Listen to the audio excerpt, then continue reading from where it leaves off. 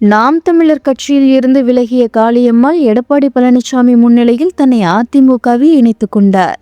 சீமான் தலைமை ஒருங்கிணைப்பாளராக இருக்கும் நாம் தமிழர் கட்சியின் நட்சத்திர முகமாக அறியப்பட்டவர் காளியம்மாள்.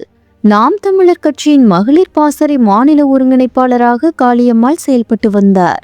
இதனிடையே கட்சிக்குள் ஏற்பட்ட கருத்து வேறுபாட்டால் 2025ஆம் ஆண்டு பிப்ரவரி 25ஆம் தேதி நாம் தமிழர் கட்சியின் பொறுப்பு அடிப்படை உறுப்பினர் பொறுப்பில் இருந்து விலகுவதாக அவர் அறிவித்தார். நாம் தமிழர் கட்சியில் 6 ஆண்டுகளுக்கு மேல் பணியாற்றிய அவருக்கு சீமான் மீதான கடுமையான அதிருப்தி ஏற்பட்டதாக சொல்லப்பட்டது.